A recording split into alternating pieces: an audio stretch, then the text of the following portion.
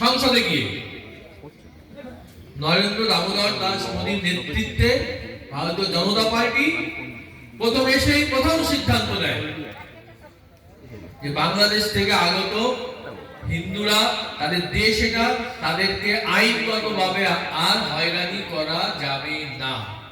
কারণ কি করেছে 47 সালের পর থেকে, যদি আমি এতটা জটিলতার মধ্যে যেতে চাই না, শুধু একটু বিশ্বাস করুন, আমি আপনাদেরই সন্তান।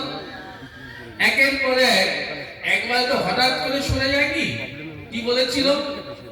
48 সালের 19 জুলাইয়ের মধ্যে চলে আসে তোমরা। তখন তো এত টিভি, এত সংবাদ মাধ্যম, পেপার এত তো চালু ছিল না।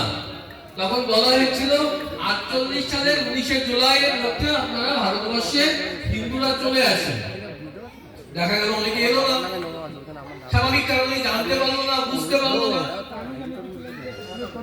তখন সংবিধান রচনা চলে, তখন বলা হলো এটা একটা বড় সমস্যা, সত্যি মানুষ বুঝতে পারছে না, তাহলে এটা আমরা আপাতত স্থগিত করে দিই নাগরিকত্বের বিষয়টা। পরবর্তীতে সিচুয়েশন অনুযায়ী, পরিস্থিতি অনুযায়ী ব্যবস্থা নেওয়া হবে। তারপরে পরপর যে আইনগুলো হয়েছে, 1955 সালে এসে একটা নাগরিকত্ব আইন করলো, সেটা আমাদের বিরুদ্ধে। দেন স্যার, তুমি বিকেলবেলা এই সময় আমরা ভীমের দোকানে চা খাই। না না, আমি একবারও খাইনি, একবারও খাইনি। এই সময় ভীমের দোকানে যাই চা খাতে, সেটাই এখানে কিনে খাই। আরো কবার দেবো চা? 3বার দিয়ে দিল। না না, 3বার সবাই দিল। আরো 2বার হবে।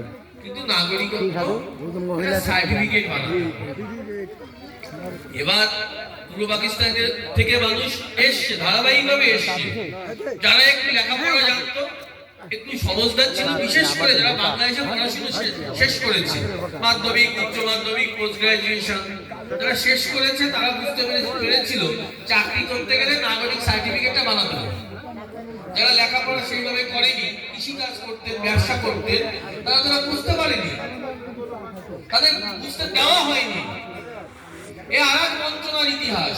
তোমার ফটো তুলি পুরো। ভারতবর্ষে ইংরেজরা যে বঞ্চনা করেছে, সেটা প্রকাশ্যে বোঝা গেছে।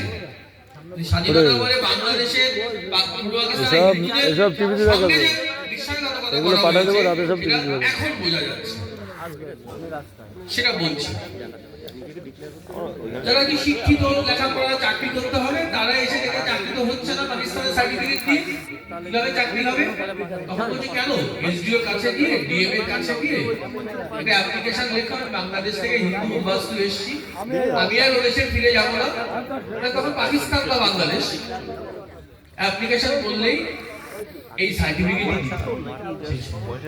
এটা ধরুন 1984-85 সাল পর্যন্ত এইভাবে দেওয়া হতো। আমাদের ইন্দিরা গান্ধীর যিনি পুত্র, জ্যেষ্ঠ পুত্র রাজীব গান্ধী, ইন্দিরা গান্ধীর মৃত্যুর পরে তিনি এসে বললেন এমনি এসে আমাদের অধিকার থাকার, কিন্তু সেইভাবে কোনো প্রচার হয়নি, মানুষকে বলা হয়নি, মানুষগুলো করেনি। কিছু মানুষ করেছে। সেমত অবস্থায় রাজীব গান্ধী এসে বললেন, ক্ষমতায় এসেই তার 1 মাসের মধ্যে সিদ্ধান্ত নিলেন বাংলাদেশের হিন্দুরা এখানে জায়গা নেই। আপনারা জানেন এই কথা? আপনারা জানেন 84 সালে এসে বললেন এই যে নাগরিকত্ব দিচ্ছে বা আসছে, এইগুলো আর আমরা দেখব না। বর্তমান ইতিহাস, স্বাধীনতার সময় আপনি কি বললেন? যখন আসবে তাদের জন্য জায়গা রক্ষিত আছে। আর তুমি 84 সালে এসে বললে বাংলাদেশের হিন্দুরা এখানে আর আসতে পারবে না, তারা নাকি নিজের দেশে অনুপ্রবেশ। ওই জন্য আগে যদি বিশ্বাস না করি যে আমি ভারতবর্ষের নাগরিক, এটা আমার অধিকার, তাহলে আমার মনের মধ্যে কিন্তু অধিকার বোধ জন্মাবে না। এই মানুষ ভয় পাচ্ছে অ্যাপ্লিকেশন করতে, তার প্রধান কারণ মানুষের মধ্যে অধিকার বোধ ঠিকঠাক করে গড়ে উঠছে না। অধিকার বোধের আগে তো তাদের ইতিহাসটা জানতে হবে, কি করে ঠকানো হয়েছে আমাদেরকে। যাই হোক, রাজীব গান্ধী এসে বললেন যে আর নাগরিকত্ব দেওয়া যাবে না। আপনি বিশ্বাস করুন, যতটা তারপরে যতদিন যাচ্ছে একের পর এক ওই যে সিটিজেনশিপ অ্যাক্ট, নাগরিকত্ব আইন 1975 সালে বানিয়েছিল একটা, একের পর এক সংশোধন করেছে, টার্গেট করেছে সংশোধনীতে যাতে বাংলাদেশের হিন্দুরা না আসতে পারে। তখন কারা ক্ষমতায় ছিল? বিজেপি। বিজেপিতে জন্মই প্রায় কারণ হয়নি, কংগ্রেস ক্ষমতায় ছিল। তারা এখন আমাদের জন্য কংগ্রেস, সিপিএম, তৃণমূল অস্ত্র বিসর্জন করছে। তোমরা সবাই নাগরিক, তাহলে আইনটা কে করেছিল 55 সালে বেনাগরিক করার জন্য? 84 সালে সিটিজেনশিপ কে বন্ধ করেছিল?